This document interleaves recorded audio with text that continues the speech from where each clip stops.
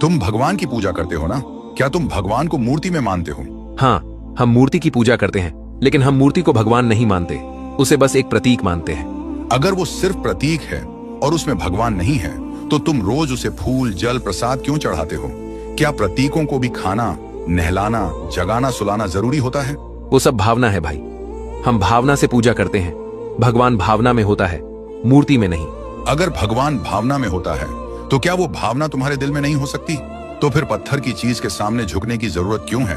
देखो भाई, ये संस्कृति है, हमारे पूर्वजों से ये चला आ रहा है, ये सब परंपरा है।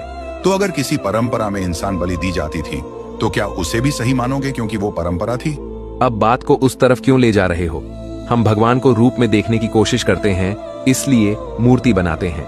जैसे स्कूल में बच्चे ए फॉर एप्पल सीखते हैं, वैसे हम भी भगवान को विजुअलाइज करते हैं। तो क्या भगवान को समझाने के लिए उसे इंसान की तरह बनाना जरूरी है? क्या भगवान इंसानों की तरह सीमित है कि उसकी पहचान एक पत्थर के टुकड़े से करनी पड़े? और क्या बच्चा पूरी जिंदगी ए फॉर एप्पल पे ही अटका रहता है या आगे भी बढ़ता है? बात दरअसल श्रद्धा की है। जब मैं मूर्ति के सामने खड़ा होता हूं तो मुझे लगता है भगवान मेरे सामने है। तो अगर मैं एक चीज को मानते हैं तो उसमें कुछ तो सच्चाई होती है।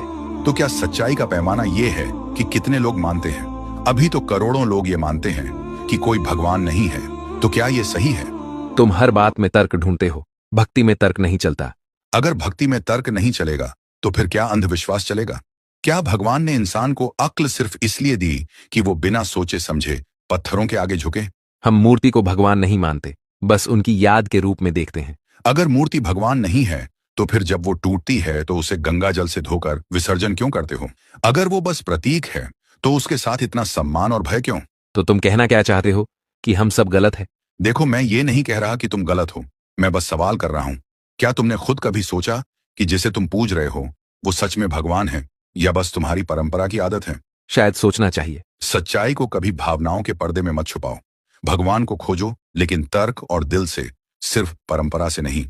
अगर भगवान सब जगह है, तो मूर्ति में क्यों? और अगर सिर्फ मूर्ति में है, तो बाकी जगह कौन है?